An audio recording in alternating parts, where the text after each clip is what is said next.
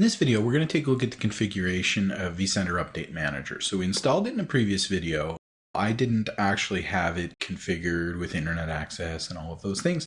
So at various points it was complaining to me. So there's a couple of scheduled tasks that I had actually gone in and removed. So those would have shown up in here. If I just gone to scheduled tasks, I would have seen a couple of vCenter Update Manager processes for downloading the latest updates and so on. But other than that, I actually didn't see anything related to, and you don't see anything here related to vCenter Update Manager until we install the plugin. So everyone using the vSphere client, now that there's new functionality available on the vCenter server, needs to add the plugin.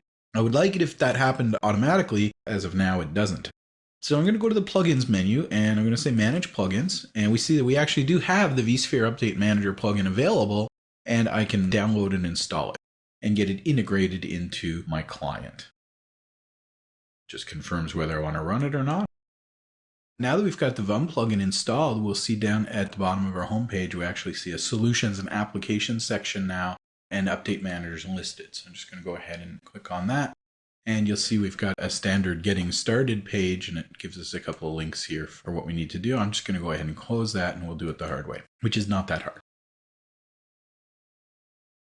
You can see under configuration, I've got some network connectivity details, and it says, the client needs to be able to communicate with the update manager server. That's fine. My update manager is installed on my vCenter. If we take a look over to download settings, we can see which products it is going to get. Not much we can do for that in terms of download source and so on from here, but if we click over to add download source, we can add additional ones. You could potentially add your own custom sources, or if you're going to mirror that internally, you could add your own custom sources. And there's also this option, use a shared repository. This is probably the easiest way to go about having multiple VUM servers get their patches from one specific location. But notice there's also this option, import patches from a local zip file. So if your VUM server is not connected, we can do an import that way. Or if it is connected to the internet, but it needs to log into a proxy, we can specify the proxy and we can specify how it should log into it. And then if we take a look at download schedule, we can edit the download schedule here and specify when we want this to be done. And this will just go back and modify the existing scheduled task. We also have the notification check schedule, which will just go back and modify that scheduled task. And then we can see we've got some specific details on how we want to handle the virtual machines. Let's take a look at the ESX host and cluster settings, because this is quite interesting, especially if you're using DRS or HA. What we're going to do before we attempt to patch a host is put it in maintenance mode, so we can specify how that should happen.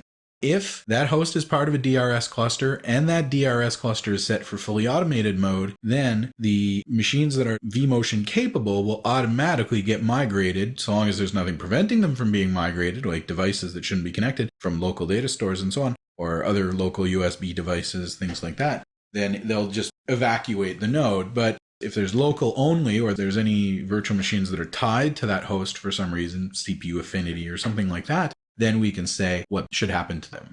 We also have the option to retry getting into maintenance mode in case there was any problems doing that. And we can also see during the cluster, when we start doing rolling updates of the cluster, if I have a whole series of hosts, basically what it's going to do is it's going to go to the first host, put in maintenance mode. Hopefully DRS is then going to evacuate the workload. And then we can go ahead and install the patches, have the machine reboot itself, come back up, take it out of maintenance mode, and then bring a workload back to it. We can do things such as turning off HA admission control, where normally we might not want to allow failures of nodes.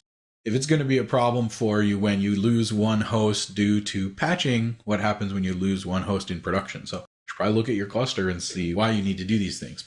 For example, distributed power management, where it's going to potentially start waking up machines or putting machines to sleep, we don't necessarily want to do. Fault tolerance, we have to be a little bit careful. And notice it says all the hosts in the cluster should be updated at the same time to make sure fault tolerance will work, and so on. So we can turn off some of these features temporarily, proceed carefully, and take a look at VMware's documentation for all the details. And also, by default, only do one host in a cluster at a time. If you've got a 2-node, 4-node, 6-node cluster, it's probably a good idea. So we might want to actually do parallel remediation and allow it to do multiple hosts at once. For PXE booted hosts, there's an option to allow extra software to be installed. So this is all fairly straightforward stuff. It's just a question of, again, whether we want to play it a little bit safe by temporarily turning off some of the cluster features just to make sure. You're definitely going to want to go through and manually test all of these sorts of issues. That gives us the basic configuration of VUM. In the next videos, we're going to take a look at reviewing the patch repository and seeing what's been downloaded, and we'll also take a look at baselines and baseline groups.